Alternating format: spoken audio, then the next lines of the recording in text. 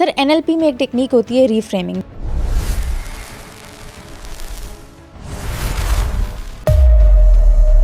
जिसमें हम अपने बुरे हालात और आदतों को बदल के अपने लिए ही बेनिफिशियल बना सकते हैं।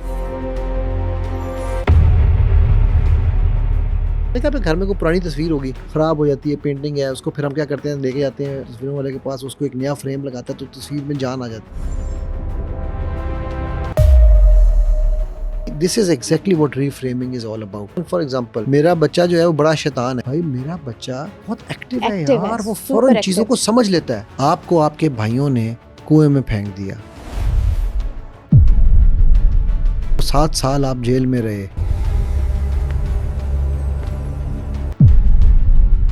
सूरह यूसुफ की आयत नंबर 100 है। ये नहीं कह रहे कि मुझे 7 साल मैंने जेल में काटे, 7 साल मुझे सिखाया और अब मुझे मेरे रब ने मुझे जेल से निकाल दिया है। अच्छा, ये कब वो कह रहे हैं? जब वो मिस्र के अमीर बने हुए हैं।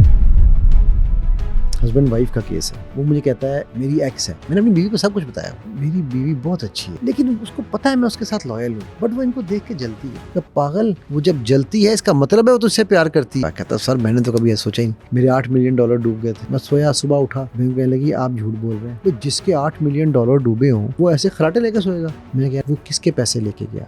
ये हमारे।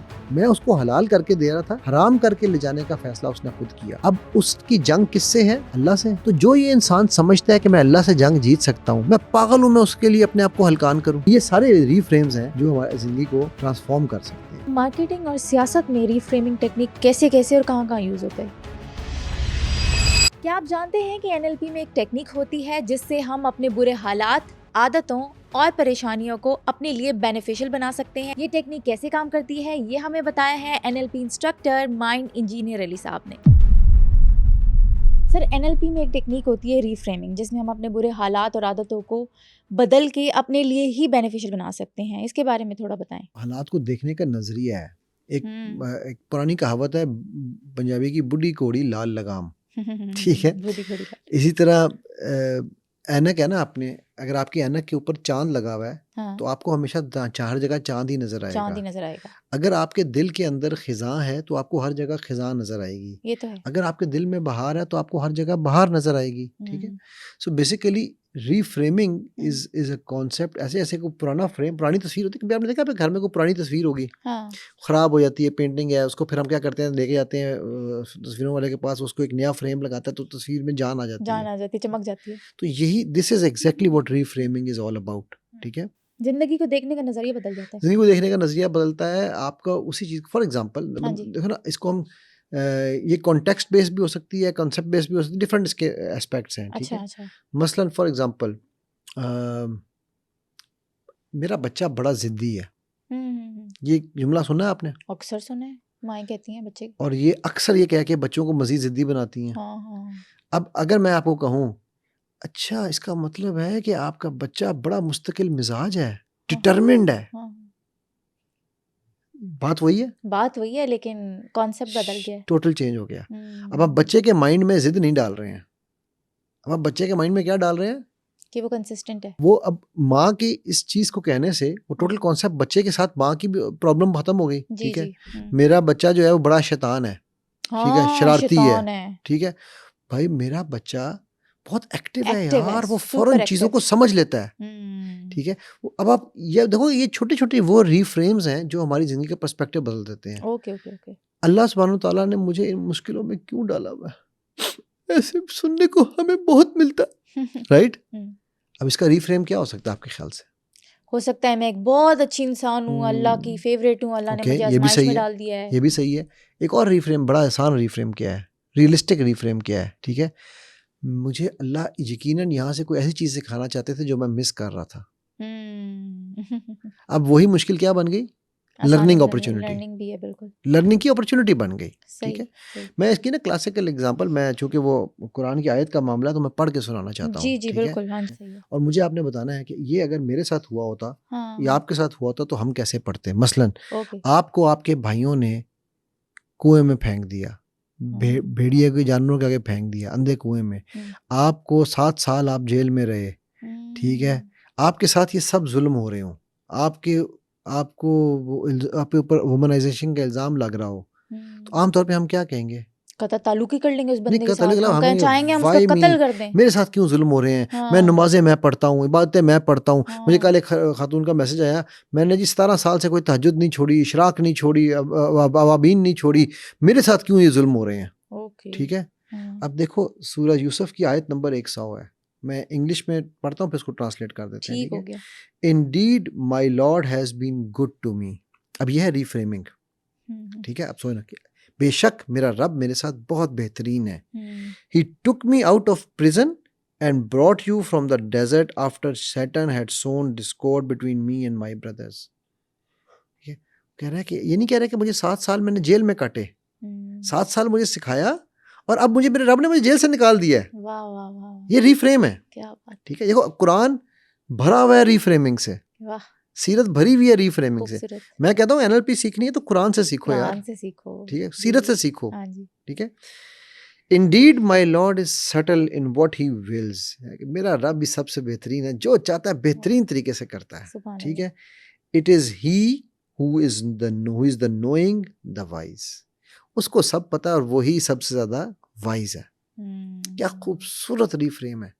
हमारी जिंदगियों में ये सब कुछ हुआ होता फ्रॉम बिट्रेल। अच्छा, ये कब वो कह रहे हैं, जब वो बिट्रेल से निकलते हैं और लीडरशिप में आते हैं, यानी कि जब वो उसके लीडर बन जाते हैं उस सारी चीज़ के, क्या उसे कहते हैं, मिस्र के अमीर बने हुए हैं। ठीक है, बड़ी बात है। और वो उस वक्त ये बात कह रहे हैं कि मेरा रब जो है ना वो ज़बरदस्त तरीके से हर चीज़ को कर रहा है। ठीक है, सो अब ये मैंने आपको एग्जांपल इसलिए दी है, कुरान से दी है कि यार मुझे अभी ये लोगों को एग्जांपल दे रहा था, लोग कहते हैं यार आप चीज़ों को बड़ा आसान कर देते हैं, हाँ। आप ओवर सिंप्लीफाई कर देते हैं, आप वो एक्स्ट्रा पॉजिटिव हैं। भाई मेरा कुरान बता रहा है मुझे यार, सही कह रहे मेरे हैं, नबी सही की है, सीरत इस्लाम मुझे बता रहे रही हैं है। हमें, हाँ जी। ठीक है, मैं तो सिर्फ कुरान और सुन्ना को फॉलो कर रहा हूँ, मैं तो नहीं कह रहा कि एनएलपी को फॉलो करो। हाँ, आपने तो नहीं कहा। ठीक है, हाँ एनएलपी ने मुझे इसको समझने का कॉन्टेक्स्ट समझा दिया।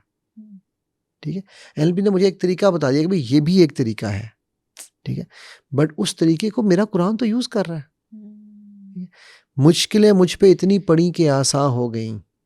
राइट, अब ये एक तरीका है कि मैं कहूँ यार मुश्किलें पड़ी, अब मैं बर्दाश्त ये देखो हमारे शोरा ने भी कितने गंदे गंदे शेर लिखे हैं इस मामले में। ये वो नेगेटिविटी की हाइट है ये शेर, यार उनमें कुछ कर तो सकते नहीं, चलो अल्हम्दुलिल्लाह। अब इसका क्या अल्टरनेट है, जो यूसुफ ने करके बताया कि मुझे 7 साल मुझे कुएं से लेकर कैद तक मेरे रब ने ट्रेन किया और अब देखो मुझे अमीर बना दी। बेशक ही उसको सब पता है कि क्या होने वाला था, क्या होने वाला था। राइट।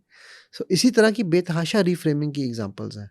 ठीक है, सूरह बकरा की मैं बल्कि वो भी मैं आयत कोट करता हूँ आपके सामने। एक और एग्जांपल है मेरे सामने, मुझे भी वो आयत याद आ गई, क्योंकि आयत का मामले है, मैं इसलिए ज़रा फ़ोन का इस्तेमाल करूँगा कि यार आयत को गलत कोट ना हो जाए।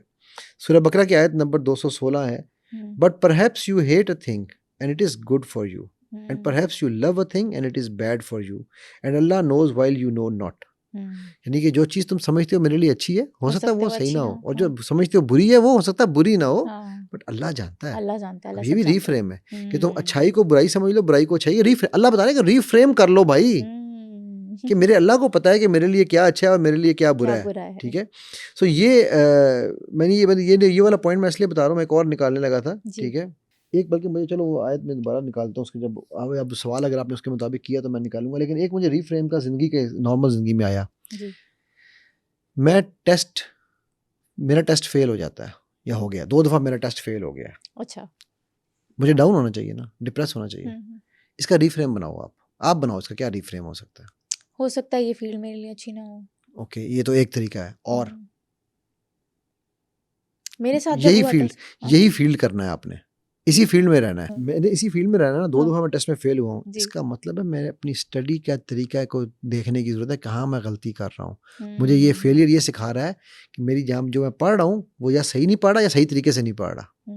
अब ये रीफ्रेम है। एक ये कि मैं डिप्रेस हो गया, एक ये कि मैं ओहो अच्छा अब मुझे समझ आई मैं ये गलती कर रहा था, मुझे उस गलती मेरी बावर हो रही है।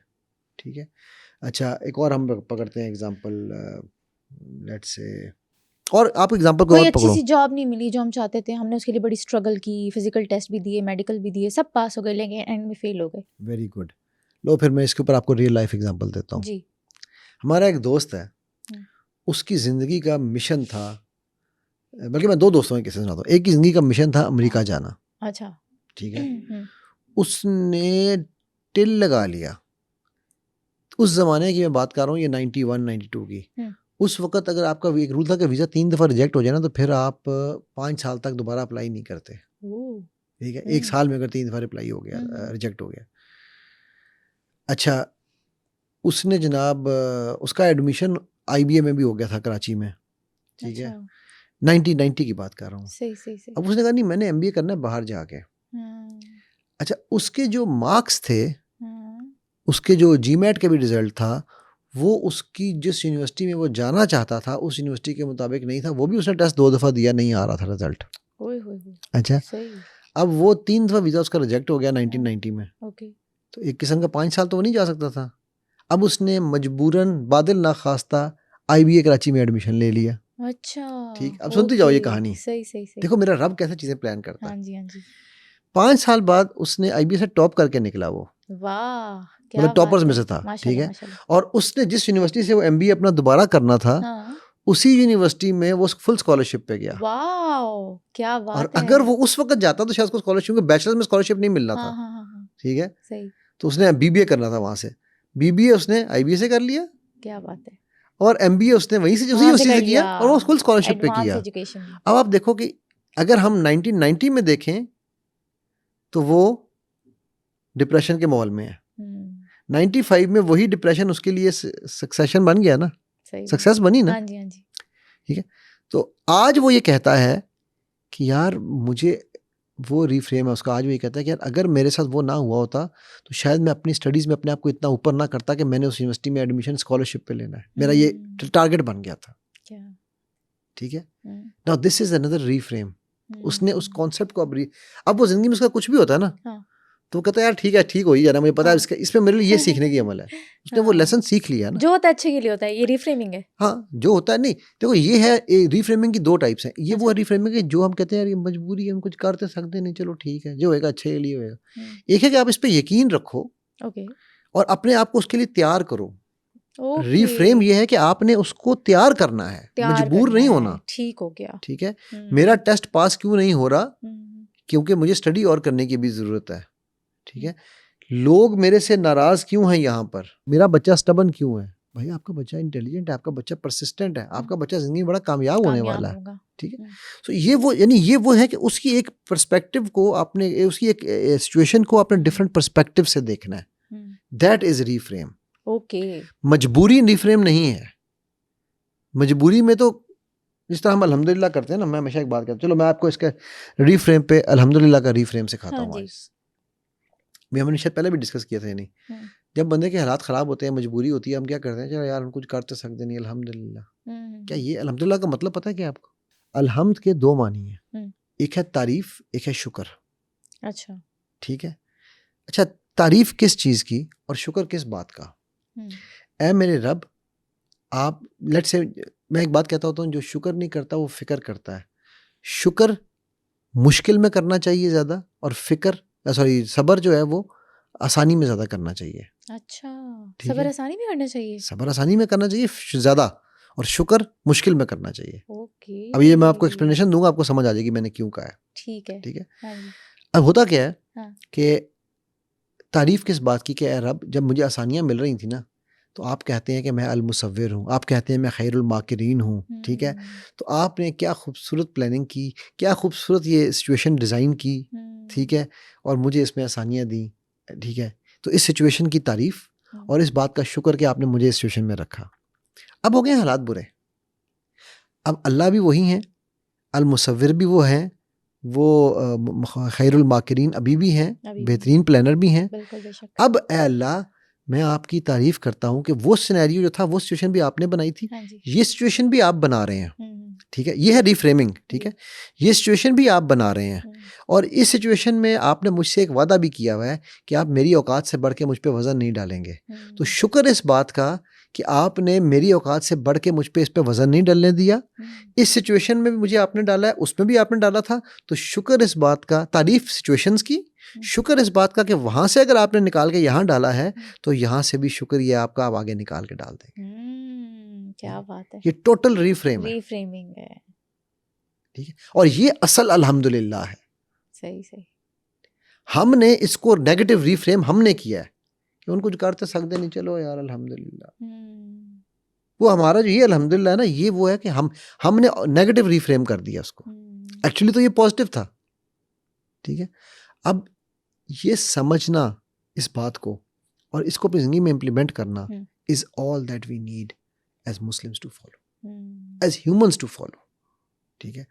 सो जिंदगी में रिफ्रेमिंग इतनी ज्यादा आपके काम आएगी।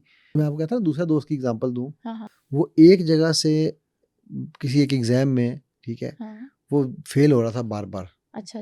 हर दफा जब वो फेल होता था, ठीक है, तीन दफा मैं ख्याल वो फेल हुआ उस एग्जाम में। हर दफा जब वो फेल होता था, कहता था यार मेरा मिसिंग एलिमेंट क्या है। मतलब मैं उस बंदे से बड़ा इम्प्रेस था, उसने कोई एलएलबी नहीं पढ़ी हुई थी। अच्छा। वो कहता था मेरा मिसिंग एलिमेंट क्या है। मतलब अपनी तालिब इल्मी के ज़माने की बातें बता रहा हूँ। हम देखते थे यार फेल हो गए यार, हम की करिए। कहता यार मैंने मिस क्या किया है, अगली दफ़ा मैंने ये कवर कर जाना है। Okay, very nice. ठीक है। अब वो जो मिस क्या किया है वो रिफ्रेम है, ठीक है ना। मैं अच्छा चलो एक और एग्जांपल लेते हैं हम। सुस्ती। यार मैं हमेशा बड़ा सुस्त हूँ, मुझे प्रेशर डालो ना तो फिर ही मैं अच्छा काम करता हूँ, वरना मैं कहता हूँ कम जवान दी मौत है, काम करना ही नहीं चाहिए। अक्सर लोग कहते हैं ऐसे, स्टूडेंट्स कहते हैं चाहे पूरा साल मिल जाए पढ़ना आखिरी दिन पे ही है। आखिरी दिन पे ही है। इसकी क्या रिफ्रेम बनता है, मैं सुस्त हूँ, इसका रिफ्रेम क्या बनता है कि मैं तेज हूँ, मेरा दिमाग इतना शार्प है कि मैं एक दिन पहले भी पढ़ सकता हूँ। एग्जैक्टली कि एक दिन पहले नहीं, मैं अगर एक दिन में रिजल्ट ला सकता हूँ तो सोचो मैं 10 दिन में क्या रिजल्ट लाऊंगा, ला सकता हूँ। हाँ, रिफ्रेम हो गया ना, राइट। इसी तरह आप जो भी चीजें हैं उनके आप जितने मर्जी रिफ्रेम्स बनाते जाओ, आपकी जिंदगी बहुत आसान होती जाएगी। फिर इस पे आगे डिफरेंट फ्रेम्स की टाइप्स हैं, हम टाइप्स को नहीं डिस्कस करते, टाइप्स को आप रहने दो, बहुत लंबा हो जाएगा। वो टेक्निकल चीज़ों में हम चले जाएंगे। कंटेंट रिफ्रेम है, कॉन्टेक्स्ट रिफ्रेम है, ठीक है। तो बहुत सारी फिर आगे चीज़ें आ जाएंगी, लेकिन ये एक जेनरिक आइडिया है। अभी मैं एक केस कर रहा हूँ, हस्बैंड वाइफ का केस है। वो मुझे कहता है, अपने मुँह से कह रहा है, सर मेरी ये फीमेल फ्रेंड्स हैं, ठीक है, मेरी एक्स है। मैंने अपनी बीवी को सब कुछ बताया हुआ है। अच्छा, ठीक। तो सर ये जो है ना, ये देखें, ये मेरी तस्वीर देख के देखें सर, अब ये मेरी एक्स थी सर, ये मेरी करंट गर्लफ्रेंड है सर, ये जो है ना ये मेरी फीमेल फ्रेंड है। अच्छा। तो सर मेरी एक प्रॉब्लम है। मैंने क्या बेटा? कहता है सर मेरी बीवी बहुत अच्छी है, अच्छा, लेकिन उसको पता है मैं उसके साथ लॉयल हूँ, बट वो इनको देख के जलती है। ओह माय गॉड, ऑब्वियसली जलेगी, बीवी है तुम्हारी, हक हलाल की है। ये वो है जो आपका सीधा जवाब है, जो उसको सब जवाब दे रहे हैं। हाँ। मैंने उसको मैं आज की ताज़ा स्टोरी सुना रहा हूँ आपको। अच्छा, आज की है? हाँ। ओके। मैं उसको क्या आया हूँ, और उसके बाद से वो मेरा सर पकड़ के बैठा हुआ है। कहता सर मैंने तो कभी ऐसा सोचा ही नहीं। हाँ। मैंने कहा यार बात सुन, तुझे कैसे पता कि तेरी बीवी तुझसे प्यार करती है? हाँ। सर बच्चों का ख्याल करती है, खाना खिलाती है। मैं कह रही ये प्यार की निशानियां नहीं है। हाँ, ये तो ख्याल रखना है, तुझे तो ड्यूटी दे रही है। सर फिर कैसे पता चलता है? कि पागल, वो जब जलती है इसका मतलब है वो तुझसे प्यार करती है। हाँ अच्छा। फिर मैंने उसको एग्जांपल दी। अच्छा। अल्लाह के नबी सल्लल्लाहु अलैहि वसल्लम बैठे हुए थे अम्मा आयशा के पास। तो मुझे याद नहीं कौन सी मां थी हमारी, उन्होंने खीर का प्याला भिजवाया। अच्छा। ठीक है। हाँ। अम्मा आयशा का दिन था, अम्मा आयशा का टाइम था। हाँ। उन्होंने वो प्याला जना गिरा दिया हाथ से। ओह अच्छा। ठीक है। हाँ। तो अल्लाह के नबी सल्लल्लाहु अलैहि वसल्लम ने मुस्कुराए। हाँ। और साहबा बैठे हुए थे, तो कहा तुम्हारी माँ को गैरत आ गई। ठीक है। तो वो कहता है सर ये तो मैंने सोचा ही नहीं। हाँ। आज मैं अपनी बीवी को डेट पे लेके जाऊंगा फिर। अब देखो, अब ये एक लाइव रिफ्रेम है। अभी आज का रिफ्रेम है ये। Do you think it make changes the angle? बिल्कुल, हाँ जी। ठीक है, टोटल पर्सपेक्टिव उसका। हाँ। अब मुझे इंशाल्लाह उम्मीद है एक दिन में पता चलेगा, फीडबैक के लिए वो जो दोबारा करेगा कॉल, हाँ, कि वो जो चीज़ उसके लिए एक लड़ाई का बायस बन रही थी कि ये मुझसे जलती क्यों, हालांकि वो बेवकूफ़ को ये नहीं पता कि तू यार अपनी बीवी को 3 गर्लफ्रेंडें दिखा रहा है। हाँ, ये तो बेवकूफ़ाना हरकत है। एक कह रहा है मेरी एक्स, एक कह रहा है मेरी करंट, एक कह रहा है मेरी दोस्त। पागल है तू। हाँ, यही सेम चीज उसी बीवी ने की होती फिर। एग्जैक्टली। हाँ। ये मेरा सेकंड रिफ्रेम था। अच्छा, ओके, नाइस। मतलब मुझे भी मैं सीख गई हूँ रिफ्रेमिंग क्या होती है।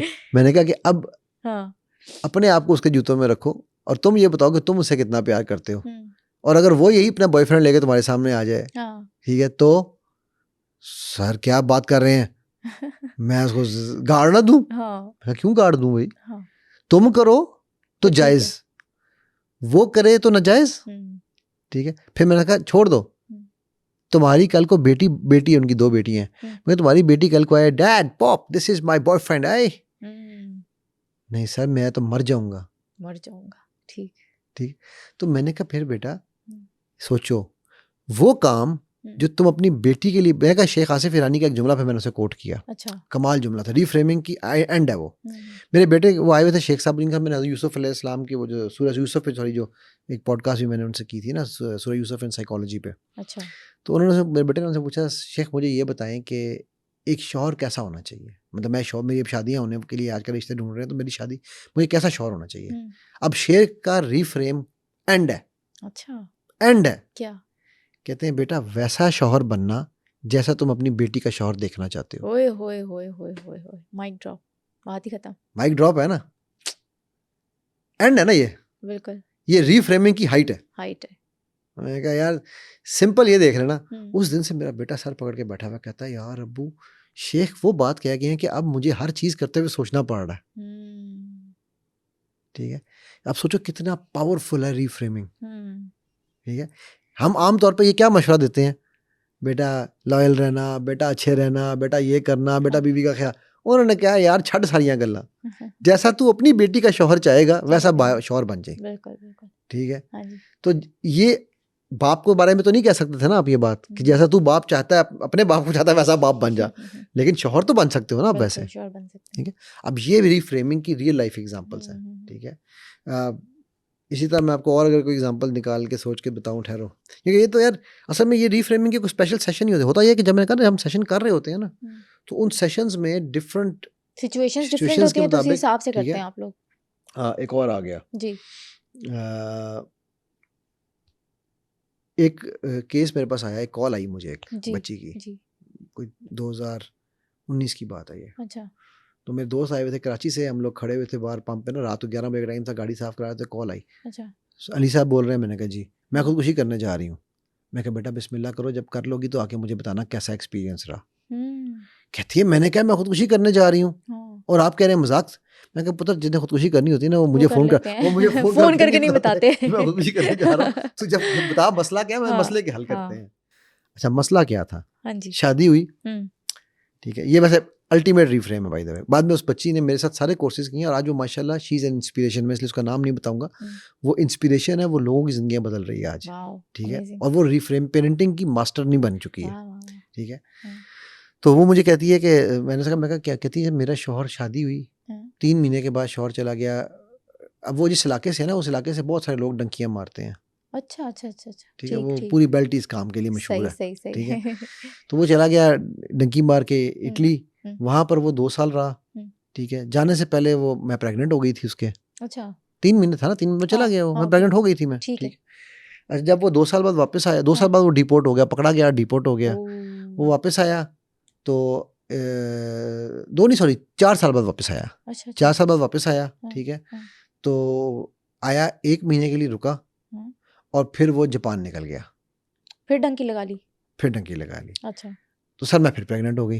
हाय हाय। 8 साल उसको गए हुए, अब 4 साल हो गए हैं। तो 8 साल की शादी में, ठीक है, टोटल वो 4 महीने साथ रहा। 4 महीने हम साथ रहे हैं और 2 बच्चे हो गए हैं। ठीक है, तो सर मुझसे वो प्यार तो करता नहीं है, जाहिर सी बात है। ठीक है, मैंने उससे पूछा, मैंने कहा मुझे एक बात बताओ बेटा, पहली बात तो ये कि मैं इसको जस्टिफाई नहीं करना चाहता, ये है ही गलत। शादी करके भी बच्चों को छोड़ के जाना जुल्म नहीं है, गुनाह कबीरा में मैं कंसिडर करता हूँ। गुनाह अल्लाह की तरफ से नहीं मैं कह रहा। ठीक है, मेरी कंसिडरेशन गलत है, नाइंसाफी है। नाइंसाफी है, जुल्म कबीरा है यार। आपने शादी किस लिए की है? क्या औरत के जज्बात नहीं है? आप तो वहां जाके कर लेंगे, कहेंगे जी मैं तो मर्द हूँ, मैं तो मर्द में तो कुछ भी कर सकता, तो औरत बेचारी क्या करेगी? ठीक है, फिर वो आपके बच्चे पाल रही है और फिर उन बच्चों को आपकी जरूरत है। एग्जैक्टली। मैं अभी एक रिसेंटली एक बंदे का केस करके हटा हूँ। हाँ, ठीक है, हाँ, मुझे तबलीगी जमात से कोई प्रॉब्लम नहीं है, उनके काम से कोई इशू नहीं है। हाँ, वो तबलीगी जमात के बड़े पहुंचे हुए लोगों में से है। अच्छा, उसका बच्चा साइको केस बना हुआ है, साइकोटिक मेडिकेशन पे है। क्यों? बाप होता ही नहीं है। कभी 4 महीने के लिए गया हुआ है, कभी 10 दिन के लिए गया हुआ है, कभी 6 महीने के लिए गया हुआ है, कभी 2 महीने हफ्ते के लिए गया हुआ है। और जब आता है तो आगे देखता है ओह ये मोबाइल पे लगा हुआ था, मारना शुरू कर देता है उसको। वो कहता है मुझे मारता है, जूतियों से मारता है, उनसे मारता है। ठीक है, so वो हमारे शेख आसिफ ईरानी फिर ये कहते हैं बाहर के लिए मूसा, अंदर के लिए फिरौन। ठीक है, तो मैंने उससे बाप होगा, मैंने कहा यार तुम्हारा होना जरूरी था यहाँ पर। वो तुम्हारे जो है ना चिल्ले वो अच्छी अपनी जगह होंगे। मैं अगेन बार बार डिस्क्लेमर दे रहा हूँ, मैं उनके खिलाफ नहीं हूँ, लेकिन आपको बैलेंस करना जरूरी है। बिल्कुल सही कि आपने दीन के लिए काम करना, तो ये आपका दीन है जो आपके घर में बैठा है। आपका सवाल आपके अहल व अयाल से होगा। सही बात है। हाँ, सहाबा तबलीग के लिए जाते थे, आप अपनी फैमिली को साथ लेके जाओ यार, तबलीग करनी साथ लेके जाओ, बिल्कुल। बच्चों को क्यों छोड़ के जा रहे हो? ठीक है, बट एनीवेज ये दैट्स सॉरी, इसको मुझे नहीं पता कि ये आपको ऑन एयर करना चाहिए या नहीं करना चाहिए, बट ये मेरा एक आज उस वाक़े के बाद से मैं काफ़ी हिला हुआ हूँ कि यार उस बच्चे की जो हालत देखी ना मैंने, बहुत डिप्रेशन में, डिप्रेसिव मतलब आप माहौल में था। रिफ्रेमिंग अच्छे और बुरे दोनों हालातों में कर हाँ सकते हैं। हाँ हाँ। अब मैंने उसकी रिफ्रेमिंग क्या की उस बच्ची की, वो बच्ची जो डिप्रेशन की साइड पे पहुंची हुई है, खुदकुशी करने की बातें कर रही है, ठीक है, मैंने उससे कहा बेटा आप सड़क पे रह रही हो या अपने माँ बाप के घर में? नहीं, अपने शौहर के घर में रह रही हूँ। मैं कहा बेटा इस घर में आपको खाने पीने को मिल रहा है, हालात अच्छे हैं? कहती हाँ। कहती नहीं वो हमारे बच्चों की स्कूलिंग ये वो पैसे हर तरह से हमारा ख्याल करता है।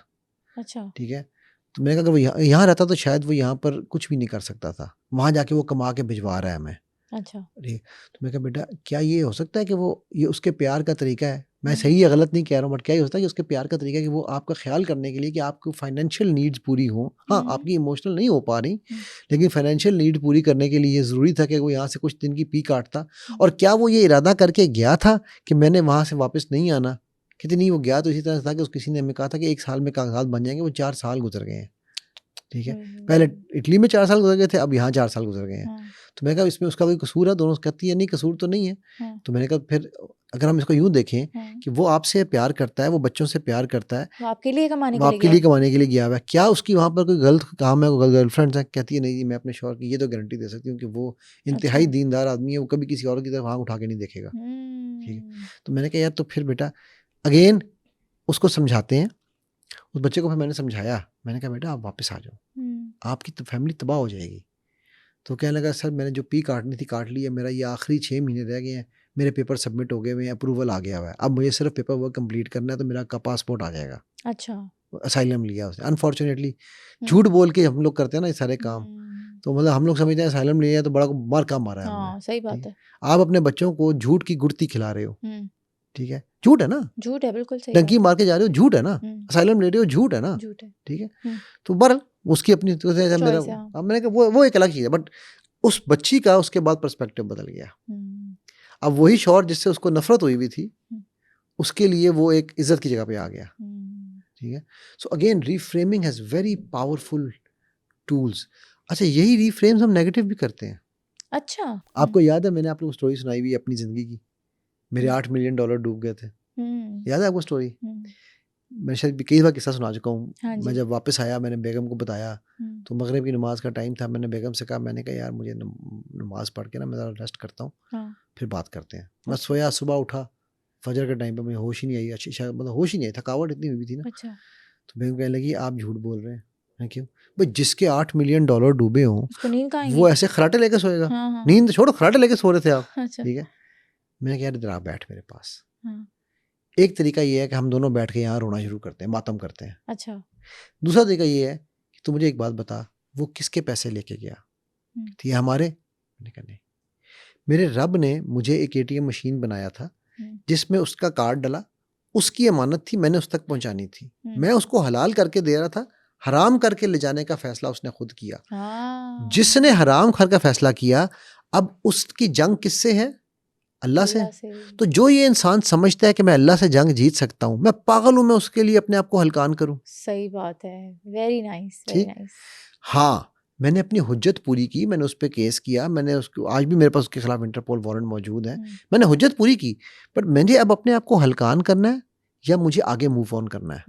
फिर मैंने कहा कि वो क्या लेके गया, क्या वो तुम्हारी अकल मेरी अकल, तुम्हारा इल्म मेरा इल्म, क्या वो ये चीज़ें लेके जा सका? कहती है नहीं। मैंने कहा खुदा ना खास्ता हमारे बच्चों में से किसी बच्चे को टर्मिनल इलनेस हो जाती कोई, तो हम ये $8 मिलियन तो क्या हम अपनी जान भी दे देते, राइट? क्या वो इन बच्चों की सेहत लेके जा सका? कहती है नहीं।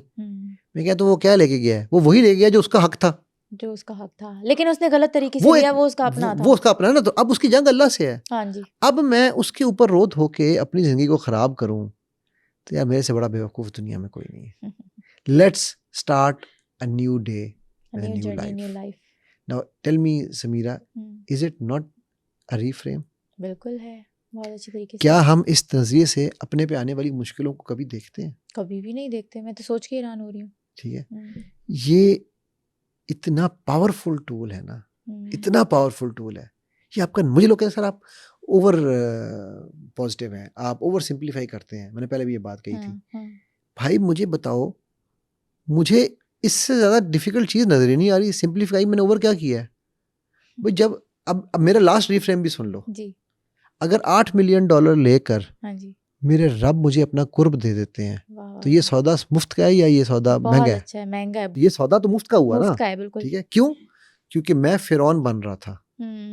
अगर मैं उस वक्त ये पैसे मुझसे ना डूब जाते तो मैं यौमैन दी लालटेन एक नाइट क्लब में घुसने लगा था उस रात। पहली रात थी वो मेरी जिसमें मैंने शराब भी पीनी थी। अच्छा, ठीक है, एग्जैक्टली। मैं को फखर से नहीं ये चीजें बता रहा हूँ, समझने के लिए बता रहा हूँ। तो मेरा रीफ्रेम क्या था कि मेरे रब ने मुझसे ये चीजें ली ताकि मैं अल्लाह के करीब आ जाऊं। अब मुझे बताओ, ये $8 मिलियन मुझे टेंशन दे सकते हैं? रब मेरे साथ है यार, ठीक है। मेरी जिंदगी का सबसे बड़ा रीफ्रेम पता क्या है? जिंदगी का रीफ्रेम अल्लाह के नबी सल्लल्लाहु अलैहि वसल्लम के बाद इस दुनिया में नबी पाक सल्लल्लाहु अलैहि वसल्लम के बाद अल्लाह सुब्हानहू व तआला सबसे ज्यादा मुझसे प्यार करते हैं। क्या बात है, क्या बात है। ठीक। अच्छा, उसमें कई लोग कहते हैं ऐसा ना कहा करो जी, अंबिया से ज्यादा। मैं क्या भाई, मैं उनके अंबिया नबी सल्लल्लाहु अलैहि वसल्लम एंड अंबिया आ गए ना लिस्ट में। लेवल पे तो हम बात ही, हम तो इंसानों में बात हो रही है, हम इंसान। इंसानों की, जो आम इंसान है, ठीक है। तो उसमें मेरा ये गुमान नहीं, मेरा ये यकीन नहीं, मेरा ये ईमान है, मेरी ये जिंदगी है। अपने अल्लाह से गुमान है, मैं यकीन है, गुमान भी है, यकीन भी है, राइट। तो जब मेरा अल्लाह मुझसे प्यार करता है, ठीक है, तो मुझे कोई और रीफ्रेम की जरूरत है? अब मैं आपको एक और रीफ्रेम देता हूँ। आप कहोगे रीफ्रेमिंग शुरू कर दिया। बताएं। मियाँ बीवी के जिनके झगड़े होते हैं ना बहुत सारे, जी जी, उनको मैं एक रीफ्रेम देता हूँ। किस तरह से? I love you for the sake of Allah, सिर्फ ये ऐड कर दो। तुम देखना, मैं गारंटी दे रहा हूँ, बिज़नेस गारंटी दे रहा हूँ, ठीक है, कि तुम्हारी रिश्तों में प्यार मोहब्बत बढ़ जाएगा। पहले तुम लव करते थे मतलब के लिए, अब लव करो अल्लाह के लिए। अल्लाह के लिए फ्रेम चेंज कर दो, ठीक है। अब सोचो कि भाई हमने रियल लाइफ, तुम एग्जांपल्स कह रही हो, मैं रियल लाइफ वो एग्जांपल्स दे रहा हूँ जो सेल्फ की एग्जांपल्स हैं, ठीक है। ये मैं अपने घर में करता हूँ। मैं अपनी बीवी बच्चों को भी कहता हूँ I love you for the sake of Allah. वो मेरा एक दोस्त था, मैंने उसको कहा यार I love you for the sake of Allah. यार तू मैंने प्यार नहीं करता, तो अल्लाह लिए प्यार करता। मैं कहा पागला, अल्लाह लिए तो तेरे ज्यादा प्यार है। अगर मैं अल्लाह के लिए तुझसे प्यार करूंगा, अल्लाह के नबी सल्लम के पास, अच्छा प्यार का बताना चाहिए, अल्लाह के नबी सल्लम के पास एक साहबी आया, कहने लगे जो फलाने साहबी है ना, मुझे इनसे बड़ा प्यार है। अच्छा, तो अल्लाह के नबी पता है कहा कि तुमने उसको बताया है कि तुम्हें उससे प्यार है? मैंने कहा नहीं। कहा जाओ फौरन जाके उसको बताओ। अच्छा, वो गया, जाकर उन्होंने उनको बताया, शोइंग लव, ठीक है, कि मुझे आपसे अल्लाह की खातिर बहुत प्यार है, ठीक है। तो शो लव मवद्दा कुरान में अल्लाह ने जिक्र किया लफ्ज का, ठीक है। सो यानी ये सारे रीफ्रेम्स हैं जो हमारी जिंदगी को ट्रांसफॉर्म कर सकते हैं। बिल्कुल, बेशक। और जो बिगेस्ट रीफ्रेम है वो ये है कि मेरा अल्लाह मुझे सबसे ज्यादा प्यार करता है। अच्छा, अब इसके ऊपर आ जाओ, एक और बात जो लिखा हुआ है हदीस में है कि अल्लाह ने अपने प्यार के, रहमत के 99 हिस्से आखिरत के लिए रखे हुए हैं, क़यामत के लिए। एक हिस्सा इस दुनिया को दिया है। उस एक हिस्से में वो चिड़िया भी शामिल है जो चोंच से अपने बच्चे को पानी पिला रही है। वो माँ भी शामिल है जिसने अपने रहम में बच्चा रखा हुआ है। वो एक हिस्से में शामिल है। तो 99 हिस्से हैं जिस रब के भी रहमत के और प्यार के, उससे हमें मायूस होना है? बिल्कुल। ये मैंने आपको जिंदगी का सबसे बड़ा रीफ्रेम दिया है। क्या बात है, क्या बात है, ठीक है, कि भाई जिसके पास 99 हिस्से हैं उससे तुम मायूस हो रहे हो, बनता ही नहीं है ना, बनता ही नहीं है। एक हिस्से के ऊपर तुम इतना कुछ तुम्हें दे दिया उसने, तो 99 में वो क्या देगा तुम्हें? क्या कुछ देगा, राइट। हमारी सोच से भी आगे। अब आप बताओ मुझे, अब ये मेरा रीफ्रेम एक और आ जाओ। आपका हम रीफ्रेम खेल रहे हैं, ठीक है। अल्लाह से प्यार होगा या अल्लाह से डर बढ़ेगा? तो मैं ये कहता हूँ ना, अल्लाह से प्यार करना चाहिए हमें। हाँ जी। तो प्यार के लिए मुझे रीजंस ढूंढनी है, तो मुझे रीजंस ढूंढने के लिए ये रीफ्रेम्स हैं, ठीक है, कि 99 जिसके पास रहता है मुझे वो प्यार चाहिए, राइट। जब मुझे मेरे रब से प्यार होगा, अब जब मैं नमाज पढ़ूंगा, तो मैं जब नमाज पढ़ता हूँ 5 दफ़ा दिन में, मेरा नमाज का रीफ्रेम क्या है? मेरा बेटा छोटा मेरे पास आया एकदम, मुझे कहता है अबू यार ये नमाज क्यों पढ़ते हैं यार आप, हम नमाज क्यों पढ़ते हैं?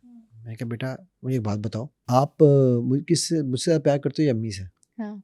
यार अबू यार ये ना पूछा करो, ये सब पूछते हैं, बहुत कंफ्यूजिंग है। अच्छा, मैं कहा चलो आप हम दोनों से प्यार करता? हाँ जी बहुत प्यार करता हूँ। कोई डिसाइड कर सकते हो किससे? मैं कहता नहीं कर सकता। मैं कहा जब हम आपको प्यार करते हैं, जब हम आपको कहते हैं बेटा आई लव यू, तो आप हमें क्या कहते हो?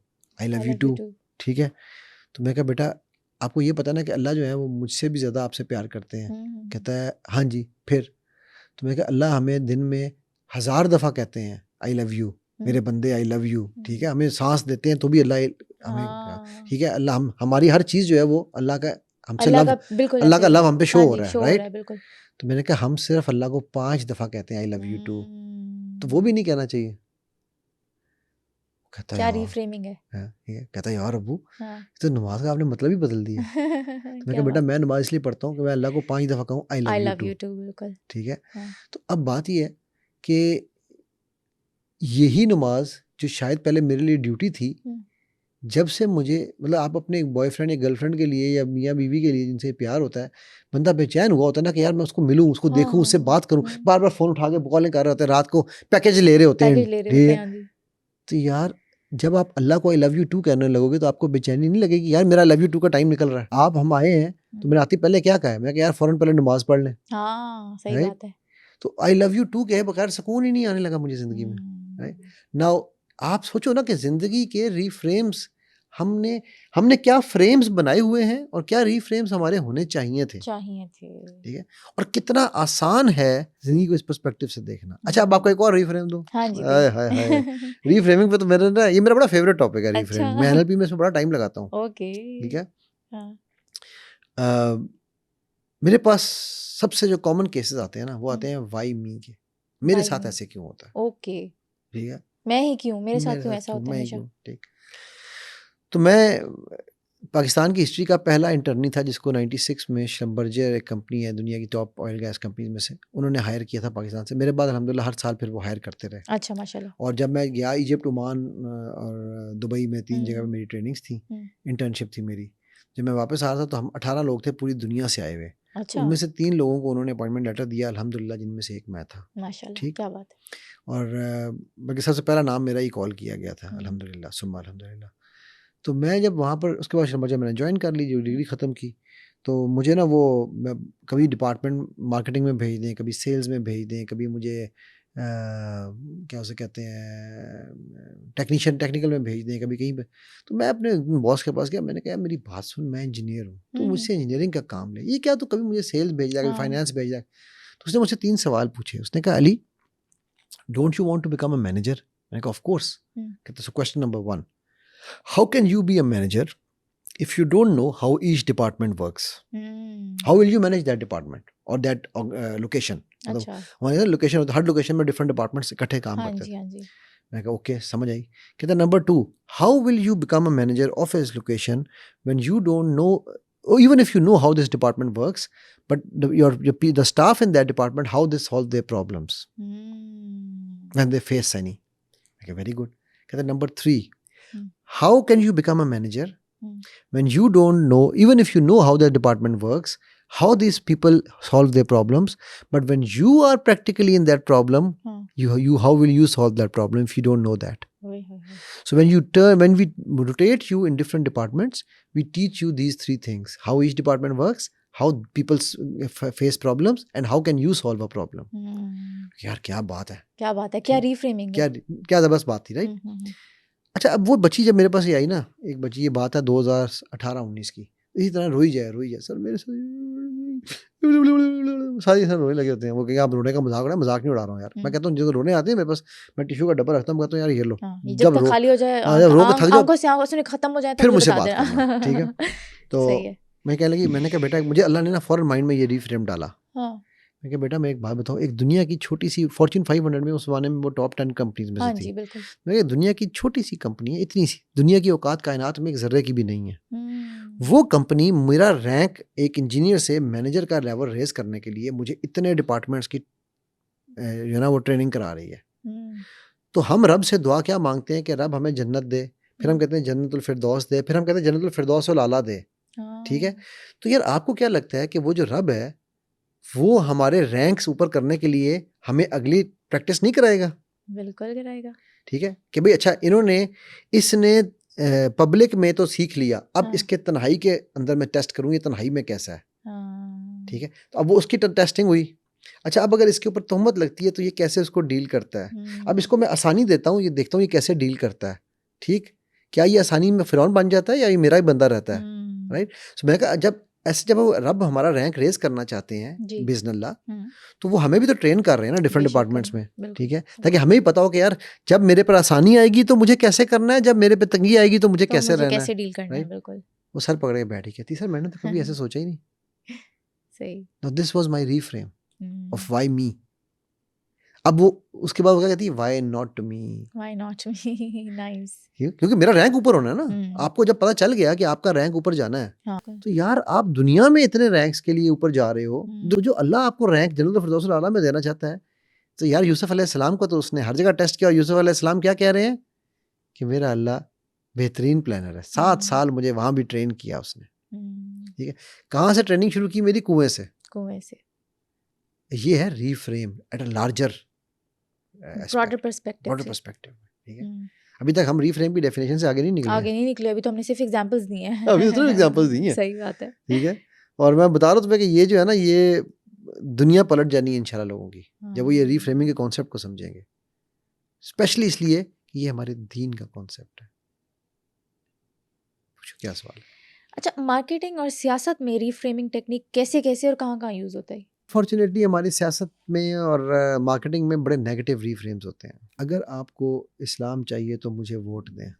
अगर आप पाकिस्तान के हक में अच्छे हैं तो आप मुझे पाकिस्तान वोट को बचाना चाहते हैं तो मुझे वोट अब वो क्या रीफ्रेम, वोट का रीफ्रेम कर देना कि जी वो ये नहीं कह रहा कि मुझे वोट दें तो मैं आपके काम करूंगा। वो कह रहा है आप पाकिस्तान बचाना चाहते हैं तो मुझे वोट दे दें। अब ये वो आपका टोटल कॉन्सेप्ट रीफ्रेम कर रहा है। अगर आप अगेन इस कॉन्सेप्ट को हम और भी different angle, different military model में भी हमने इसको देखा था। हाँ जी, देखा था, लैंग्वेज पैटर्न्स में भी याद है।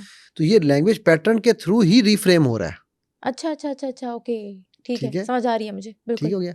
अच्छा जी, आपको अगर आसानियाँ बनने का ना, ये हमारे यहाँ पर नालियाँ नहीं बनती, ये देखो गटर खुले हुए हैं, ये गंद है, ये गंद है, ठीक है, तो वो क्या कहेगा, भाई इसी गंद की वजह से तो हम हैं ना आपके खादिम, आप हमसे खिदमत करवाएंगे तो गंद हटेगा, राइट। अब वो ये शो करा रहा है आपको, एक रीफ्रेम्स दे रहा है वो आपको, ठीक है। अच्छा, और क्या है, एक रीफ्रेम मैं बड़ा मजेदार देता हूँ, कल मैंने भी किसी को दिया है। अच्छा, क्या? मुझे कहने लगा कि जी पाकिस्तान के से बस मैं तंग आ गया हूँ, मैं ऐसे निकल के जाना चाहता हूँ। तो मैंने कहा यार पाकिस्तान से क्यों जाना चाहते? कहता आप भी तो 21 साल बाहर रह के आए हैं। मैं यार ब्रिलियंट। मैं यार तो फिर जो मैं 21 साल में बाहर रह के मैंने सीखा है ना, उस तजर्बे से सीख लो। अक्लमंद इंसान वो दूसरों के तजर्बे से सीखे। कहते जी वो क्या? अभी रीफ्रेम था ये मेरा, ठीक है। मैं कहा वो क्या? वो ये कि मेरे पाकिस्तान को मेरी ज़्यादा ज़रूरत है। ये मैंने 21 साल के बाद सीख लिया है, इसलिए वापस आ गया हूँ। क्या बात, ठीक है। कहते लेकिन मुझे भी सीख लेने दें। मैं कहा बिल्कुल ठीक है, आप भी जाओ सीखो। 21 साल बाद जब आप यही बात कर रहे होगे, ठीक है, एग्जैक्टली जो मैंने आज आपको बोली है, तो उस वक्त आप जिस बच्चे को कह रहे हो वो भी आपको यही कह रहा होगा, जी मैं भी 21 साल बाहर रह के आता हूँ। ठीक है, हाँ मैं ये कहता हूँ जाओ पाकिस्तान से बाहर, इल्म लो, डिग्री करो, ठीक है, बट ये ज़हन से निकाल दो कि मैंने पाकिस्तान वापस नहीं आना।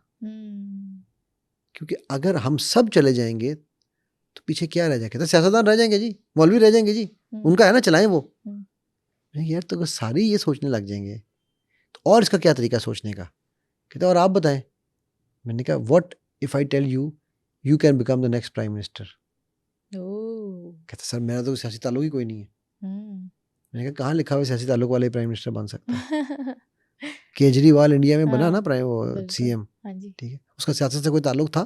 ठीक है, मैंने कहा कितनी मिसालें दूं, ट्रंप का सियासत से कोई ताल्लुक था? प्रेसिडेंट बन गया ना अमेरिका का, दूसरी दफा बन गया। तो मैं ये कहाँ लिखा हुआ है? लैसल इंसान इल्ला मा सा। अब लैसल इंसान इल्ला मा सा भी एक रीफ्रेम है। इसका तर्जुमा क्या है? इंसान को कुछ नहीं मिलता उसके सिवा जाए जिसकी वो तगोदो करता है, जिसकी वो मेहनत करता है। लैसल इंसान इल्ला मा सा, यानी उससे बगैर जो उसको जिसके लिए वो कोशिश करता है उसके अलावा से कुछ नहीं मिलता।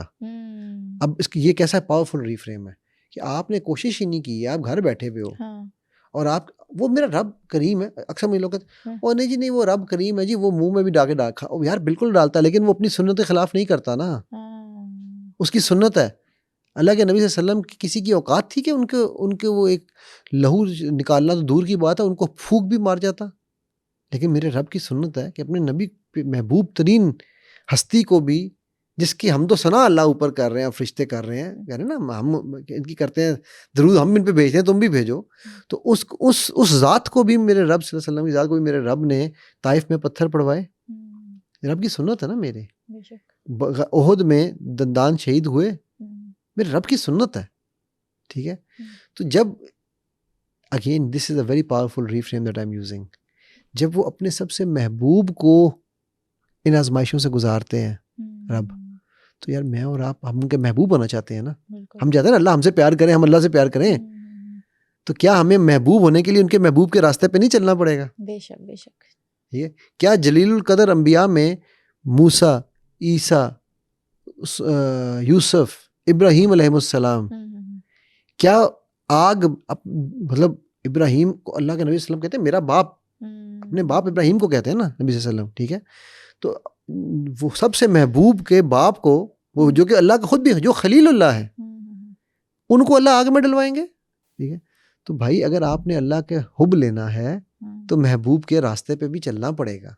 बेशक बेशक। ये है जिंदगी का सबसे बड़ा रीफ्रेम, ठीक है। जो लोग कहते हैं ना मुश्किलें या तकलीफें, ये उनका रीफ्रेम है कि तुम चाहते वो हो कि मैं अल्लाह हमसे प्यार करे, तो जिनसे अल्लाह प्यार कर रहा है उनको अल्लाह उन रास्तों से गुजार रहा है। सोच लो, चाहते हो अल्लाह का प्यार? हाँ, अल्लाह ना तुम्हें गुजारे, ये अल्लाह का करम है। असहाबे काफ को 350 साल के लिए जो भी अरसा था बिठा दिया अल्लाह ने, बिठा दिया, बिल्कुल ठीक है। वो अल्लाह का करम था कि उनको उस वक्त बचा के वहां बिठा दिया, वरना चाहते तो बाकियों की तरह उनकी भी गर्दनें उड़ सकती थी, राइट। तो वो अल्लाह का इज़्न है कि अल्लाह किसको क्या दे, किस तरीके से वो अपने करीब बुलाते हैं, अपना हुब, अपना प्यार किस तरह से दिखाते हैं, किस तरीके से देते हैं, ठीक है। वो मेरा रब जानता है, बिल्कुल बेशक, ठीक है। तो मैंने कहा कि यार अगर तुम लोग ये चाहते हो कि ज़िंदगी में हमें प्यार मिले अल्लाह का, तो फिर अल्लाह के महबूबों के रास्ते पे तो चलना पड़ेगा। और अल्लाह के किसी महबूब का रास्ता आसान नहीं है, आसान नहीं है, बिल्कुल।